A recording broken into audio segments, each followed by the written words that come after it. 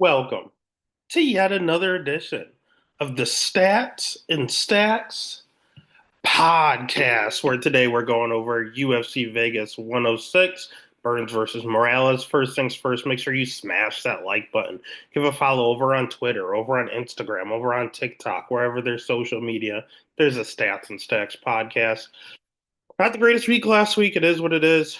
We had one lock miss. We had one lock hit. We had one total hit. We had one total miss. We had one underdog hit. We had one underdog miss. I mean, it's just went across the board. We got absolutely screwed on the Ian Cutelaba lock miss. I mean, it was literally so far voted robbery of the year, but it is what it is. We shouldn't have been playing with fire when he was like minus one. He was minus 105 at one point, but I thought we had a good read. I thought we had the win, but it is what it is. It is the game of MMA. But you dust yourself off, and most weeks there's a card the very next week. And you know what? There is this week. It's not the greatest card, but it is a fight night card, and it's good for an Apex card. So at the end of the day, only 12 fights, starts at 4 Eastern. It gives you a lot of time to do stuff. So I'm really excited for this card, and I'm really excited to just forget about last week and make some money this week. So let's not just keep just harboring in on what happened last week. It's not harping on that, and we're just going to go ahead and jump into this week's card. And there's no way to get all caught up and more confident in your picks than the first four fights having three women's MMA fights. So let's start dangerous. We have Tisha Pennington minus 340 going up against Luana Pinheiro at plus 270. Over under set at 2.5. Over 2.5 minus 475. Under 2.5 at plus 325. Let's start with Tisha Pennington. Tisha Pennington is 35 years young. She has very good striking. Her jiu-jitsu's okay. She is the wife of former bantamweight champion Raquel Pennington. She's quick as shit. Like she's really. We talked about how fast Natalia Silva was last week. She is just as fast out there. Maybe not Silva fast, but it looks that way when she's fighting other girls here. She throws decent volume. She's not the world's greatest wrestler, but she is difficult to take down. And if you do take her down, a 63% takedown defense isn't a good number, but she does pop right back up. So, all in all, she has really, really, really good cardio and has fought the who's who of the division. So, I like Tisha Pennington quite a bit. She's just your classic sprawl and brawl. They call her the tiny tornado, and that's exactly how she fights. That's one of the most appropriate fight names in general. Her opponent on the other end in Luana Pinheiro, she's kind of the opposite here. One, she's not old. Well, she's not young. She's 31 years old. She also is dating someone in the UFC, and Mateus Nicolau, or he might have been cut, to be honest with you. She has good striking. She loves to move backwards and counter. She just prefers to counter strike. She's a judo practitioner. Her wrestling's okay. It's not good. It's not bad. It's pretty serviceable. Her jiu-jitsu's okay. Her losses are to pretty decent fighters and Jillian Robertson and Amanda Hebus and Angela Hill. Like she's not losing to just nobodies out there. The problem we have with her, her volume's okay, is the fact that she's hittable even with good volume. And she quits. Her cardio is absolutely terrible, and when you get her tired, she gives up in there. We saw it in the Amanda Hebus fight. She looked really good until she didn't. She gassed out. We saw it in the Ronda Marcos fight where she ultimately got a DQ win. She looked really good until she literally gassed out and then got upkicked and took the win. We saw it in the Angela Hill fight. She looked all right. Ultimately got tired and got choked out by Angela Hill of all people. So she's a really, really good fighter. Round one. Round two, she's a shell of herself. And round three, she's looking for a way out. So Tisha Pennington, who prides herself on good cardio and being in shape at all times, yeah, that's the way we're going to go here. So the pick is going to be Tisha Pennington. The bet is going to be Tisha Pennington. It's risky business. We always try to stay away from women's MMA fights when they're the first fight of the night, but um, screw it. We're going right back to the well. We're hard headed. Next fight of the night, we will get a little risky. We have Hung Young Park at minus 180 going up against Carlos Hernandez at plus 150. Over under set at 2.5. Over 2.5 minus 250. Under 2.5 at plus 190. But let's just go ahead and address the elephant in the room. Every podcaster you listen to is going to talk about it. Carlos Hernandez has some sort of beef with the Asian population. When you look at his UFC record, he fought Nyman Jargo to Mendendembral. He fought Ray Sayura. He fought Tatsura Taira. He is only his last three fights have all been like road to UFC fighters over in Asia, so that's pretty interesting. He also fought Tatsura Taira. Sorry, four in a row road to UFC guys. So this is a little insane here. There's other people on the roster, but they're giving him another road to UFC guy in Hung Seung Park. He is 1-2 against road to UFC guys. That was actually a split his last win, but I don't think it should have been a split. I think he just won straight up. Hernandez is 31 years old, and he's the definition of a generalist. He's literally just a barometer test for these road to UFC guys. He has okay striking. He has okay jiu-jitsu. He is a black belt. He has okay wrestling. He does everything well, just doesn't do anything great. And he's pillow fisted. He's not very physically strong. Doesn't have a ton of power. So if you're going to fight this guy, you're going to actually have to prove your worth because he's good everywhere. He just doesn't have the strength to be a great fighter. He has good volume. He has good cardio. You're going to have to go a hard 15 minutes, and he will mix in takedowns from here and there. Like, if you're giving him an absolute scrub, he's always an underdog. He was an underdog against Bonder. No, he was a favorite against Bonder. Against Tyra, he was a big dog. Saruya, he was a dog. Mendenbrawl, he was a dog. Against Alan Nascimento, he was a dog. Victor Altamirano, he is always a underdog. And he keeps coming through. He's not a bad fighter at all. He's just not physically strong. Park is kind of physically strong, especially these road to UFC guys usually lack physicality. Park doesn't, but he might lack talent. I mean, his striking's okay, his jujitsu's okay, his wrestling's okay. It's virtually the same thing as Hernandez. He's rocking 100% takedown defense, but he hasn't fought the greatest level of competition, and that's the issue I have here. He fought Shannon Ross is probably his best win. Sung Gook Choi is an absolute fraud, and he was actually losing that fight until he got that rear naked choke. Road to UFC, he beat another fraud that was 8-3 and a fraud that was 6-2. And then before the road to UFC, he fought guys that were effectively 6-3, 0-0, 0-0, 4-4-5, 2-2. So he fought nobody with winning records. Then he went to road to UFC, where it's kind of like other just inflated records, and then he beat the chiniest fighter in Shannon Ross. Shannon Ross was the chiniest fighter in UFC history. So not a great level of competition. We also haven't seen him in 2 years, so that's concerning. I don't know what he's been doing the last 2 years, and to make matters worse for him, in the year 2025, if you're undefeated, you lose. So that's just what happens. We saw Navajo Sterling somehow get a win last week. But it was close. It was a very, very close fight. Could have almost went either way. And there were O's that were lost last week. There's always an O every card that's lost. The main event has an undefeated fighter. There's another one somewhere along the way. I can't remember offhand. Um, the guy from the Cuban Problem. So you have three undefeated fighters on this card. The odds of them going 3-0 are very, very slim. If there's one of them that I think is a fraudulent undefeated fighter, it's Peace of Mind, Hung Sung Park, and we're going to take advantage of the line. So the pick is going to be Carlos Hernandez. The bet is going to be Carlos Hernandez.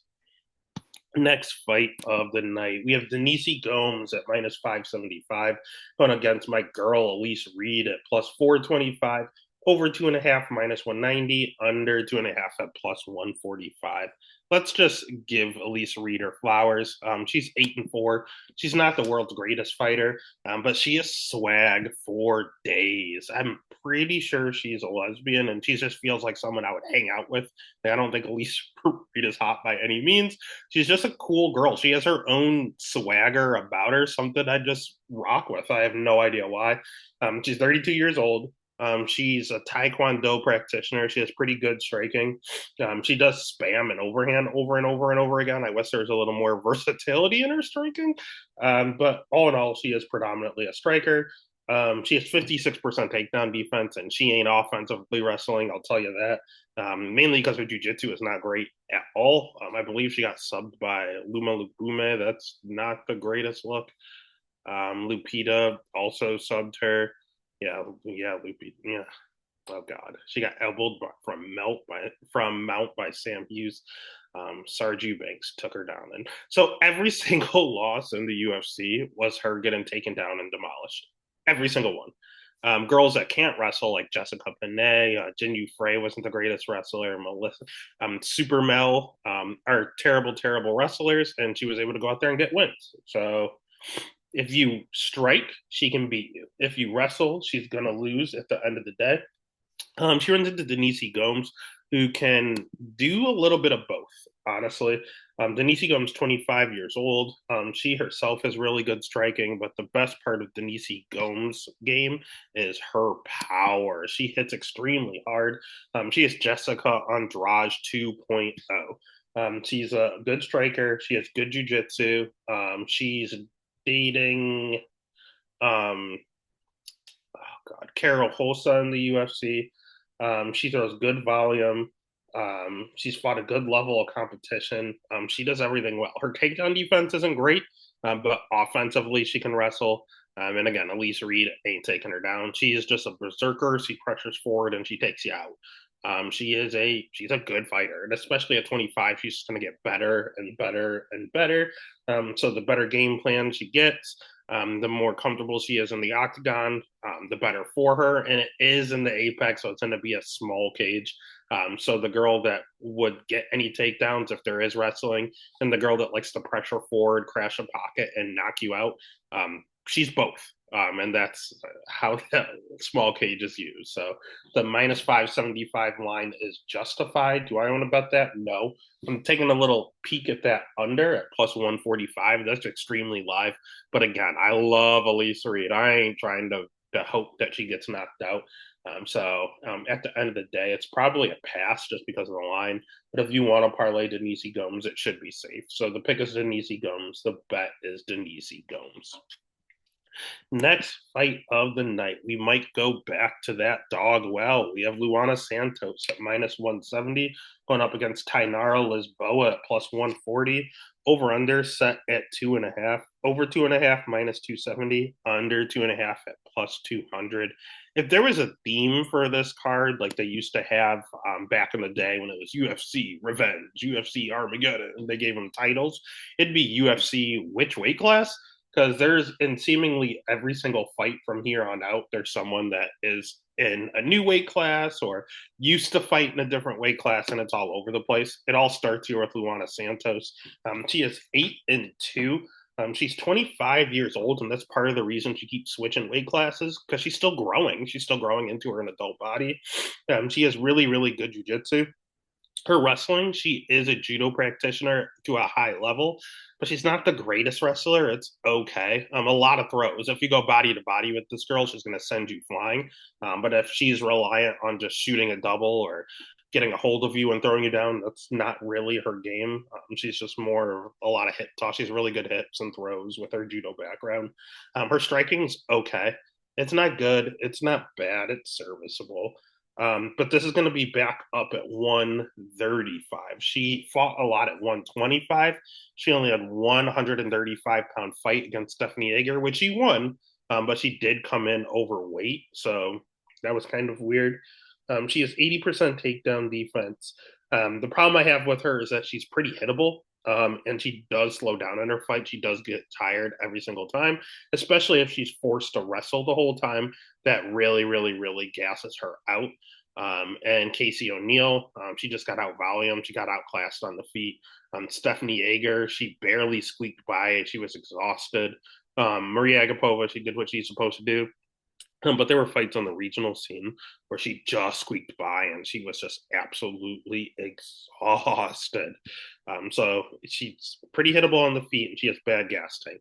Otherwise, she's an okay fighter. And at 25, she's just going to get better and better. The opposite can be said for Liz Boa. She is not a young fighter. She is 34 years old. She is coming off of a 2 year layoff because of a knee injury. None of that sounds good. She's only 7-2, and she hasn't been in MMA that long. Like none of this sounds like you should be putting any sort of money on this girl. What I can tell you is that she's rocking a 70% takedown defense. Do I like that? Ravina Oliveira and Jessica Rose Clark were able to get her down to the ground. No. Do I like that she was able to get back up and relatively quickly? Yes. Do I like that her striking? Yeah, she's a phenomenal striker. Do I like that although she's new to MMA, she kind of took like an Alex Pereira and Izzy approach where she was a lifelong striker that transitioned to MMA? Yeah, she has some kickboxing or Muay Thai fights against Valentina Shevchenko. Her losses for career wise, she lost to Lorraine Santos on a questionable decision, and then she beat the absolute dog shit out of my girl Norma Dumont. I love Big Norm, and she was piecing up Big Norm like Big Norm looked like an amateur out there. The problem is she got taken down. Big Norm's a BJJ brown belt or black belt. Either or, Lisboa was not, and she got submitted right away. But when they were on the feet, she was lighting her up. Can I see this fight being the exact same way? Yeah, if this is on the feet, Lisboa should absolutely kill Santos. And she has good cardio while Santos is slowing down. I don't like that Lisboa doesn't have the greatest volume, but that knee surgery is what really, really, really scares me. If this was Lisboa 2 years ago, I'd be all in on Lisboa. This day and age, 34-year-old coming off knee surgery, Lisboa, I kind of want to pass, but the line keeps growing. It's going to make me bet her. I just going to have to believe that her knee is okay. She could come out and get cooked. She could look absolutely terrible. She could look like a 34-year-old with a bad knee. But if she's 100%, and she's able to stuff takedowns or at least get up, and you make Santos work, they're each other's worst nightmare. Santos is a gasser who isn't the greatest striker. Lisboa is a world class striker with not the greatest wrestling, but she has good cardio, and Santos has good BJJ. So like they are each other's kryptonite. I think this should be a closer line fight, and as the line grows, I will have no choice but to bet Lisboa. So the pick is gonna be Santos, but the bet is unequivocally Lisboa. Has to be. Next fight of the night is one we can save some time on. We talked about him a little bit earlier in Yadir Del Valle, minus 470. We're just going to call him his nickname in the Cuban problem, going up against Connor Matthews at plus 360. Over under set at 2.5, over 2.5, minus 135, under 2.5 at plus 105. Let's start with Connor Matthews. Connor Matthews lost to Dennis Bazukia by KO. Now we can move on to Del Valle. Like honestly, you don't have to break anything else down. The controller is a god awful nickname. He's 32 years old. He's not a prospect. He will have a 2-inch reach advantage, which is nice. But his striking's mid. His wrestling's mid. His jujitsu's mid. He'll tell you he has a really good guillotine, but I feel like everybody says they have the best guillotine. He's very hittable, and to accompany his hitability, he's chinny. He gets rocked all the fucking time, and again, Dennis Bazukia knocked him out. He slows down in his fights. He doesn't have the best cardio, and that's because he just goes balls to the wall. He throws a ton of volume. He'll swing. He'll stand and bang. But his durability is trash. His cardio's trash. His takedown defense is at 50%. It's trash. You can't be hittable, have bad cardio, and have bad wrestling. Like that's too much negative on there. I'm out on Connor Matthews. On the other side, we have Del Valle. I don't like that he's debuting, and a big minus 470 favorite. I don't like that he's undefeated because that is not good in 2025. However, I do like his volume. He throws a ton of volume on the feet. I do like his schedule. He's fought a good level of regional guys. A lot of these guys go out there and are can crushers. Connor Matthews fought Jay Ellis, for fuck's sake. What is Jay Ellis, like 7-100 or something crazy, like the worst MMA record in history? It belongs to Jay Ellis, and it's one of Connor Matthews' wins. Meanwhile, Davale was fighting actually decent guys that might ultimately be in the UFC later on. People like Michael Aswell, who fought on Contender Series and impressed and almost got a contract himself. He's only 28 years old. He is okay jujitsu. I don't like that he jumps the gilly DP style. That's not fun. I don't like that. That's a bad decision. So his takedown defense is all right. He can get taken down, jumping gilly like an idiot. But he does get back up. His striking is really, really good. And he does have a good guillotine on him. Like, I get why he's jumping it. It's pretty solid. It's pretty tight. We saw it on Contender Series, put a guy out, and then the bell went off, and he was literally falling over, not knowing where he was. And that was a BJJ black belt. And then he did get an actual guillotine winner on the regional scene against a decent guy. So, yeah, I'm not going to say anything bad. He's very, very durable. He throws again a ton of volume. He's good striking. He has okay wrestling. He will mix in takedowns here and there. He does everything well. He's just 28. He's 8-0, so he makes a lot of mistakes in there. But he's so goddamn athletic. And he has the confidence of a 28-year-old undefeated fighter. And he's fighting Connor Matthews. So enough said. The pick is going to be Del Valle. The bet's going to be Del Valle. Easy money. 470 is a debut. Sucks at minus 470, but I understand that. It's justified. Next fight of the night is probably a little hot takey. We have Jared Gordon at minus 120 going up against Tiago Moises at plus 100. Over under set at 2.5. Over 2.5 minus 330. Under 2.5 at plus 240. Let's start with Jared Gordon. He's everyone's darling this week. He is 36 years old. That's not a good number. He throws really good volume, and he is a good striker. He's a BJJ black belt, so he is good on the ground. His cardio's okay. He slows a little, but he can go 15. His wrestling's okay. He has 62% takedown defense, but offensively, he'll try to sprinkle in some takedowns. He's a little pillow fisted. He doesn't hit particularly hard unless your name is Mark Madsen. And he's a former 145 pounder. We talked about these people switching weight classes everywhere. He's just not the biggest 155 or going. He's fought a good level of competition and he has good losses. I mean, he has 7 losses, and they're to Patty Pimblett in that very questionable decision that everyone's going to talk about. They're to Nazareth Hackpress in a split. This dude loves close fights. They're to Grant Dawson, who's a top 10 guy. They're to Charles Oliveira, who is a former champion. Joaquim Silva, a top 15 guy. Diego Ferreira, who was at that point in time in his prime, a top 10 guy. They are good people that he's losing to in the UFC. No scrubs. Everyone he lost to has been or is ranked in the top 15. Very, very good fighters. His wins, though, I mean, Joe Selecki, Chris Fishgold, Danny Chavez, Leo Santos, Mark Madsen, these aren't good wins. So if you're really good, you're going to kill him. If you're really bad, he's going to beat you. And it's a matter of what Tiago Moises is. I think he leans closer to the bad group, to be honest with you. Tiago Moises is 30 years old. He will have a 2-inch reach advantage. He has wrong person. He has world class jiu-jitsu. He's very, very good on the ground. His wrestling's okay. It's serviceable. His striking's okay. It's serviceable. He has a good leg kick and a good jab. He doesn't hit too hard, to be honest with you. And again, his cardios look good and bad, dependent on the fight. He is a little chinny. He's been knocked out and he's been rocked multiple times. He's a little lower volume when he's on the feet. Now, again, significant strikes and the amount that he jabs, it kind of skews the number. But he is hittable when he's on the feet. He's fought a pretty good level of competition himself when you look at his losses. And he's rocking a 53% takedown defense. So both these guys get takedowns. Both of them get taken down. The thing with Moises is he also fighting good level of competition. Look at the guys he's lost to. Devitt Klein, physical freak. Benoit Saint Denis, physical freak. Joel Alvarez, physical freak. The champion, Islam Makhachev, or former champion, physical freak. Damir Ismagulov, physical freak.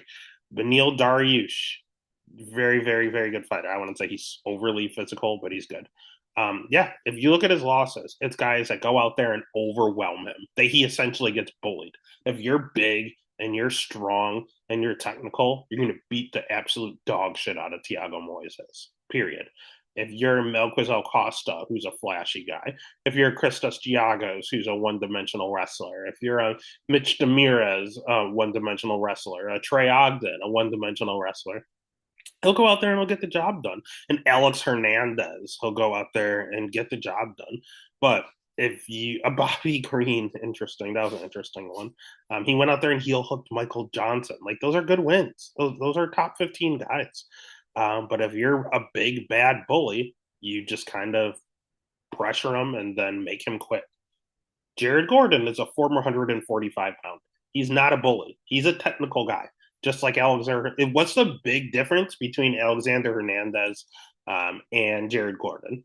Like seriously, what's the huge difference? Like they're just not the same. Ludovic Klein is a freak. Benoit Saint Denis is a freak. He's Gordon's not just going to go out there and bully Thiago Moises. And last point, Thiago Moises has been training with the Fighting Nerds. I know they had their first loss with Carlos Prates, but that's a predominantly striking gym. Thiago Moises jiu-jitsu, already world class. He doesn't need help there.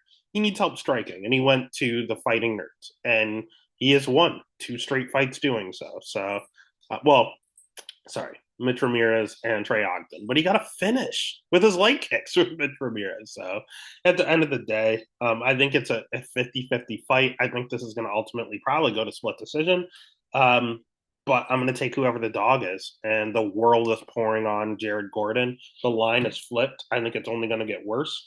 So I'm on Moises. So the pick is going to be Moises. The bet is going to be Moises, and we're on an island. Next fight of the night, that island grows bigger. We have Matthias Camilo at minus 230 going up against Gabe Green at plus 190. Over 2.5 plus 125, under 2.5 at minus 160. Let's start with Camilo. Let's just address the elephant in the room. Why do I know that name? He is the man that beat, if you remember that media day, I want to say it was Taporia versus Volk, and the kid came out and was like, "I'm an undefeated fighter, Dana. I want to fight in the UFC. Please give me a shot. I am undefeated." And Dana just gave him a contract on the spot, kind of backtracked a little and made him fight one fight in the Korean Zombie Fight League. Yeah, this is who he fought. He fought Camilo, and Camilo went out there and won the fight. It was a very, very close fight. People act like he went out there and dominated. He didn't. But it was a very, very close fight, and he ultimately got the win. He stole that kid's shine, and now he's the one in the UFC. He's a good striker. He's a good jiu-jitsu practitioner. He's an okay wrestler. To me, I did fight tape, and what he reminds me exactly of Myron Santos. And then the crazy thing is, I looked at it, and they both train at Extreme Couture. They're both super young. Matthias is only 24 years old. They are literally the exact same thing. When you think of like a Andre Lima fight style, where they just hit really, really, really hard, but go to decision a lot. They're not Daniel Marcos. They're not low volume, but they're not high volume. They throw just enough, but everything they throw is 100%. It's a very interesting fight style, but Santos, Marcos, this kid, Andre Lima, they all fight the exact same way on the feet. They're all decent on the ground. And they'll all sprinkle in takedowns here and there. It's like a new wave that's happening, and this kid is just the new branch of it at being only 24 years old. On the other side, we have Gabe Green, and he is the culprit in this fight in regards to a new weight class. Gabe Green is a perennial 170 pounder in the UFC he has not fought in 2 years, has had a heart bruise, I believe. I think they said on Clint show. Again, shout out to Die Hard MMA and my boy Juicebox that was on there. That was nice to see. Yeah, I think they were talking about him having a bruised heart, so that's not anything to scoff at. But he's wanting to come back. He's 32 years old. He has good striking. He has a ton of volume. His jiu-jitsu's okay. His wrestling's okay. He'll mix it in here and there. Defensively, not so much. 53% takedown defense. And again, he's hittable, and we haven't seen him in 2 years. So this is concerning. All that's not good. The heart problem, not good. 2 year layoff, not good. Dropping a weight class could be good. This is at 155, not at 170. He's always a pressure fighter, but the smaller man out there. For the first time, he's going to have a size advantage. He's going to go out there, and as long as he looks fine making weight here, when you look on the regional scene, he has a lot of like catch weight fights at like 160, 165. He's a little bit of a tweener. He's not a 155 pounder. He's not a 170 pounder. He's somewhere in the middle. And he decided to dedicate himself and cut down to 55. Maybe 2 years off was part of it. We will see. He's not a bad fighter. Is his chin bad? Yeah. Am I scared the weight cut's going to make his chin worse? No, it can't be any worse. He got knocked out by Brian Battle in 7 seconds his last fight. So, I mean, how fast was it? Does it show? 14 seconds. My apologies. Let me put some respect on his name. 14 seconds it took him to get knocked out last time. Machado Gary rocked him. Johan Lioness dropped him. Phil Rowe rocked him. Daniel Rodriguez dropped him. Like, even these fights he's winning, he's going out there and getting dropped. So his chin is always a liability, but skill for skill, he's 32. He has fought the much better level of competition. And he's an overall just decent fighter. And I think that dropping the weight class might be good for him. I'm at plus 190. I gotta go with the devil you know, opposed to the devil you don't. So the pick is gonna be Matthias. He's probably gonna knock out Gabe Green. But if Gabe Green is able to teach and give a veteran lesson at plus 190, that's the only way I'm putting money on. So the bet is ultimately going to be Gabe Green, and I will have money on Gabe Green this weekend. Next fight of the night, we have Julian Erosa plus 140 going up against Melquizel Costa at minus 170, or Melky for short. Over under set at 2.5, over 2.5 plus 120, under 2.5 minus 155. Why is the over plus money, you ask? Because it's a Juicy J fight. Juicy J is 35 years old. He's going to have a 3.5 inch reach advantage. He has okay jiu-jitsu, a mean front choke series with guillotines and darce chokes. If he grabs your neck, you're in trouble. He has good striking, okay power. He has good cardio. He has a ton of volume. He's a decent level of competition. Everything great. Then you get to his chin. Oh boy, Shannon Ross is the worst chin in UFC history. Bro, Juicy J might be top 10. Dude's been knocked out 8 times, and has been dropped and not got knocked out a lot more times than that. You touch this dude's chin, he goes down. So I don't know. If you just fucking fart in the octagon and it hits his chin, he's going down. He cannot take any sort of punishment to his chin. And he's hittable. So you can't be that chinny and be hittable. That is a terrible, terrible combination. And if for whatever reason you're just not the greatest striker, but you prefer to wrestle, 63% takedown defense. You can take him down too. So none of that is good. Hittable, horrible chin, bad takedown defense. Not great. Now, if you try to wrestle him and you gas yourself out doing it, or you try to outvolume him and you gas yourself out doing it, you turn into a Sean Woodson. You turn into a Steven Peterson. You turn into a Christian Rodriguez. Like, that stuff happens. If you just try to be one dimensional, it's not going to work. Darren Elkins got absolutely murdered, but he took him down like 2 or 3 times in that first round, and that's concerning. Darren Elkins is an okay wrestler, but he's like 45 years old. So Erosa, he's fun to watch. He's must-watch TV. Trusting him with money is not fun. On the other side, we have Costa. Melky's 28 years old. He has good striking. He has good jiu-jitsu. He is okay wrestling. It's not the greatest, but he will mix in takedowns here and there. Defensively, 54% takedown defense. That's not a great number. He's very kick heavy. A lot of body kicks, a lot of leg kicks, just a lot of just backing up and kicking you like crazy. His cardio's okay. He has a good first round. He has a good second round. The third round, he slows down every single time, but he can usually hold on and survive. He's just a solid fighter everywhere across the board. He's in his prime at 28 years old. I would, if he had power in his hands, he'd be a stone cold lock, but he's not a puncher. He's a kicker. He kicks a ton. And I'm thinking, maybe that's not how you take out Juicy J. You out grapple him and you take him down repeatedly if you have good cardio, or you just catch him and you knock his ass out, counter him. He's there to be hit, he's there to get countered. And then I remembered I watched Juicy J live. The first ever event I ever went to live.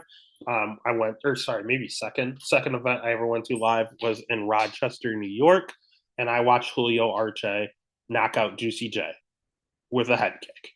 If Julio Arce can knock you out with a head kick, so can Melky. So I totally flipped back, and I'm gonna go ahead and lock Melquizel Costa. The pick is gonna be Melquizel. The bet's gonna be Melquizel at -170. You're getting a good line. Next fight of the night. You're not getting a good line. We have Nurselton Rosaboev at -300 going up against Dustin Stoltzfus at +240. Over under set at 1.5. Over 1.5 -105. Under 1.5 -125. Let's start with Nurselton Rosaboev. He's trash. He has a lot of submission wins on his record, a lot of knockout wins on his record. This dude's an absolute killer. But he's taking this fight on short notice. He's 31 years old. This is back up at 185. We talk about the weight classes. He's fought at 170 and 185. This fight on short notice is back up at 185. He has okay jiu-jitsu, but he plays jiu-jitsu when he's on his back. He has okay striking and decent power, but he has a shovel. He has a shovel uppercut and an overhand right. That's all he has. He just throws two weapons on the feet. They are deadly when they connect, but that's all he throws: a shovel uppercut and an overhand right. He just spams them over and over and over. His wins, questionable. Yeah, he has a shiny 35-9-2 record, but the guys on the regional he's fighting were absolutely terrible. He does slow down in his fight. He doesn't have the best cardio. His cardio is actually better at 185, but again, this is short notice. And the biggest thing here I have 0% takedown defense. Zero. And it's not like no one's shooting on him. Joaquin Buckley took him down multiple times. We saw that's it. No one else got a chance.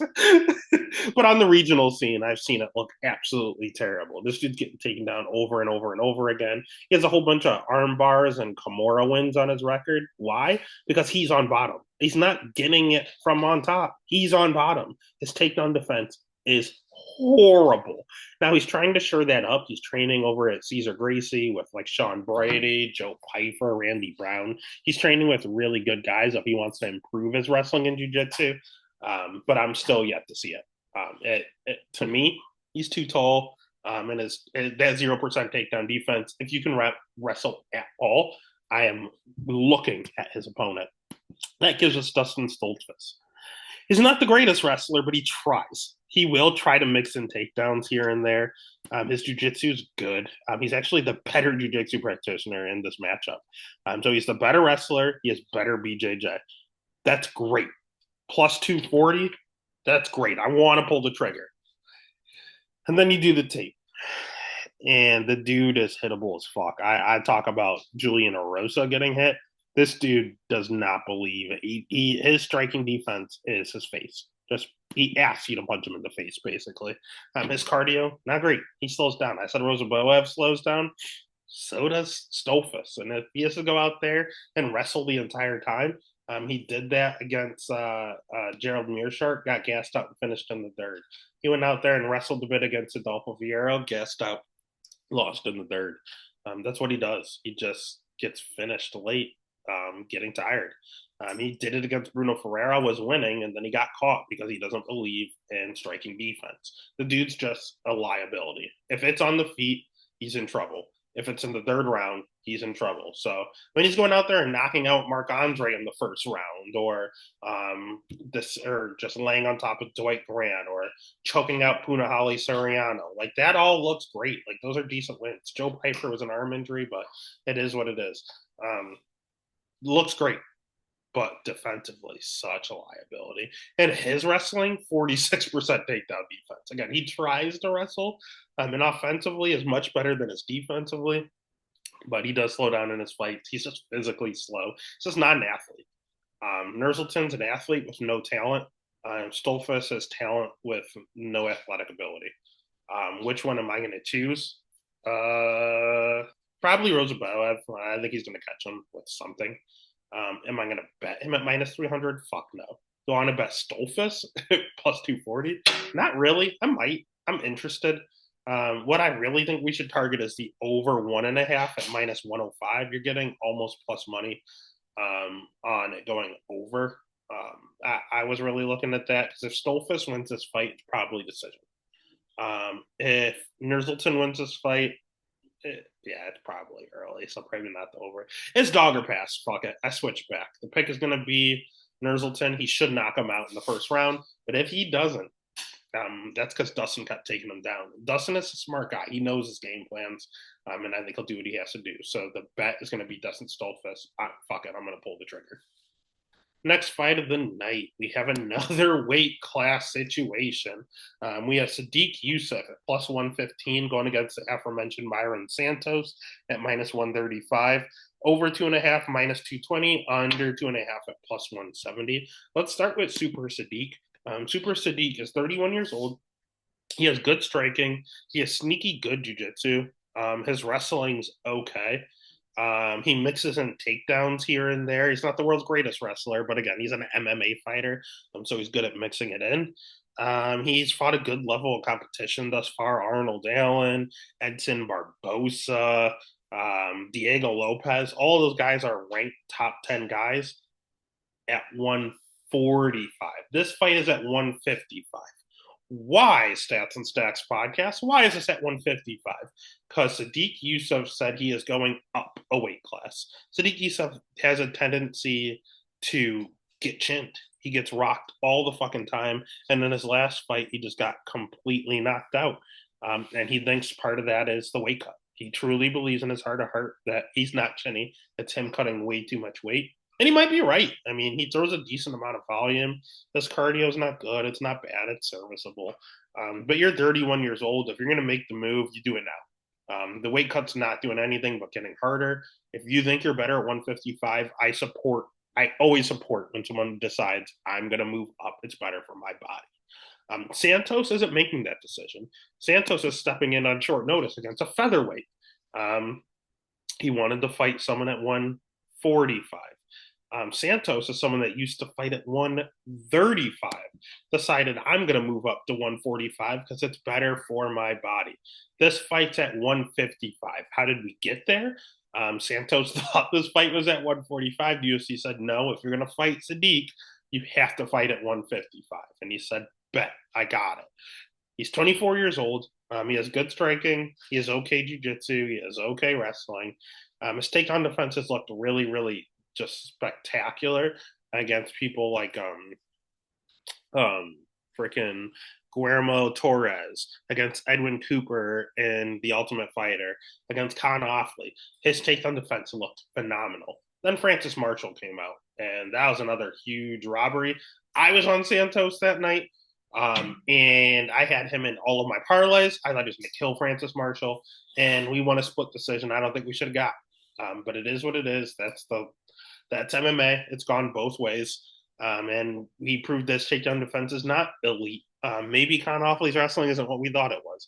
Maybe Guillermo Torres wrestling isn't what we thought it was. Santos does have good cardio. But again, this is up a weight class. He used to fight at 135. This is at 155. This is concerning. If this was at 145, I'm picking Santos. This short notice, not in your right weight class, is what's messing with my head. I don't really want to touch this fight at all, to be frank with you. But I have no choice. So the pick is going to be Santos. But the bet is Super Sadiq. There's no other way you can go. And you have to bet, and I'll have a bet on Super Sadiq. So next fight of the night is yet another one where weight classes come into effect. We have Paul Bear Jew Craig at plus 400 going against Rodolfo Bellato at minus 535. Over under set at 1.5. Over 1.5 plus 100. Under 1.5 minus 130. Let's start with Bellato. I think Bellato's trash. He has okay jiu-jitsu. He has okay striking. He does throw a ton of volume. I'll give him that. His wrestling's not good. It's not bad. It's whatever. But he's chinny as fuck. He gets hit all the time. He's extremely hittable. His striking defense might be worse than Dustin Stolfus. And he's getting knocked out, or not, sorry, he's not getting knocked out in every fight, but he has been knocked out twice. But he's getting rocked in every fight. Jimmy Crute went to a draw because he got 10-8 in the first round because he kept getting dropped. Ihor Pretoria was a win, but that's because Ihor gassed out from dropping him badly in round one. Tala dropped him in round two in his contender series fight. You look at Vitor Petrino, knocked him out cold his first go around in contender series. His first ever career loss, Vitor Petrino knocked him out in 25 seconds. So this guy has a history of getting rocked or a history of going completely out. But he does pressure you. He keeps moving forward. He just wants to break you. His cardio is good. He has a hard 15 minutes in him, and he just Homer Simpsons. He lets you hit him. He keeps pressuring you. You get tired from hitting him, and then he beats you up. That's what he does. That's how he fights every single fight. If you hit hard enough and he's doing his Homer Simpson approach, you're just going to straight put him out, and he's not able to come back. But if you don't have enough sting in your punches and you just drop him instead of putting him out, he's not going to stop coming at you, and you're going to gas out, and things don't look great. On the other side, we have Paul Bearju Craig coming back up to 205. He had a short stint at 185, fighting people like Andre Muniz, fighting people like Bo Nickel. He looked all right at 185. He probably needs to stay at 185 because, I mean, his losses are to Brendan Allen, to Kaio, to Nickel. Those are good losses. But it is what it is. He decided I'm 37 years old, which is good. I'm coming back up to 205. Bellato has an inch and a half inch reach advantage, 1.5 inch reach advantage, even though Paul Craig is coming back up to 205, so that's interesting. Paul Craig has world class jiu-jitsu. He can submit anyone. He has submitted former champions such as Magomed Ankalaev and Jamal Hill. He has submitted a third degree black belt in Andre Muniz. Well, he didn't submit it. He ground and pounded him. He is world class on the ground. Nobody at 205 is better than Paul Craig on the ground. The problem is he can't wrestle at all. He can't strike at all. He has horrible cardio. He has horrible volume, and he has a horrible chin. When he tapped out Jamal Hill, it's because he got dropped and Jamal Hill went down there and then he tapped him. When he tapped out Magomed Ankalaev, he got dropped and he went down there and he tapped him. When he tapped out Nikita Krylov, he got dropped. Nikita went down there and he tapped him. Kyle Borrallo, floor was lava, stayed the fuck away from the ground. Brendan Allen stayed away from the ground until he was tired. Bo Nickel, floor was lava, stayed the fuck away from the ground. Easy way to beat Paul Craig, to stay away from the ground. Bellato, he's going to go down there. I know he's going to go down there. He is going to drop Paul Craig, and he's going to go down there. I know he is, and he is playing with fire. I don't know what's going to happen here. The smart thing to do is to probably just bet the under, but the under 1.5 is minus 130. So then I'm thinking, can I bet the over? Paul Craig can't strike, but what if he catches Bellato with something? He gets dropped every fight. So does Paul Craig. But if Bellato drops him and follows him down there, he's asking for trouble. And I just think Bellato is that hard headed. So the pick is going to be Bellato minus 500. Bellato, I will never bet. I don't care who he's fighting. I'm not betting minus 500 Bellato. I think Bellato's that bad. So the pick is Bellato, but the bet, they are forcing my hand into a Paul Craig bet. It feels absolutely gross. You're literally, the only way he wins is by getting dropped. It's ass backwards, but he's going to do it. He's going to fucking do it. The pick is Bellato. The bet is Paul Craig. That takes us to the main event. If you haven't already, smash that like button. Give a follow over on Twitter, Instagram, TikTok, where there's social media. There is the Stats and Stacks podcast. Thanks for staying this long. We have Gilbert Durinho Burns at plus 575. Going up against the young gun, Michael Morales at minus 850. Over under set at 3.5. Over 3.5 minus 105. Under 3.5 minus 125. Let's start with Michael Morales. Michael Morales is damn good. He's 17-0, so be careful. He's an undefeated fighter, but he's 25. He has an 8-inch reach advantage in this matchup. He has good striking. He has some decent power to go with it. He has world class wrestling. He was like a junior Olympic wrestler or something crazy like that. He has a BJJ black belt. He has good on the ground. He has okay cardio. His mother and father were both black belts, and he was bred into this. It's in his blood. He's been doing it since he was a child. His level of competition's not great, but he's 25. They're giving him a really, really slow build. They're giving him Neil Magny. They're giving him Jake Matthews. They're giving him Matt Griffin. They're Trevin Giles. They're bringing him up the right way. Like, this is the way to build a prospect. And he's still only 25. And now they're giving him a top 10 guy in Gilbert Burns. I love the way they've handled this kid. This kid is a future star. This kid is a future champion. He doesn't really speak English, but if he did and he had any sort of charisma, he'd be probably bigger than Ian Gary at this point. He's very cerebral out there. It kind of looks like he's bored and doesn't really try. He's just very, very cerebral. That's the only way I can put it. Really, just methodical out there. He looks like he's just moving in slow motion, but he's very, very just strategic when he's out there. 92% takedown defense, so he dictates where this fight takes place, and he loves to strike. He loves to strike a lot. And that's what he's going to have to do in this matchup because Gilbert Burns is no joke on the ground. Gilbert Burns is 38 years old. I don't like that number. But he has world class jiu-jitsu, possibly the best jiu-jitsu at 170. Even Sean Brady didn't want to play around with his ground game. He has good wrestling he has okay wrestling to accompany it, but I will say advantage Morales. He has good striking. I think it's pretty 50-50 on the feet. The problem is Gilbert at 38 years old is a little chinny. And part of the reason he's chinny is because he's old. The other part of the reason he's chinny is because he's been in wars. And the third reason he's a little chinny is because he is a 155 pounder who decided to fight at 170 the older he got. Another one where there has been a weight class change. He's rocking a 53% takedown defense. Part of that's by design. Again, world class on the ground. If you want to take him to the ground, have fun. He welcomes you taking him down.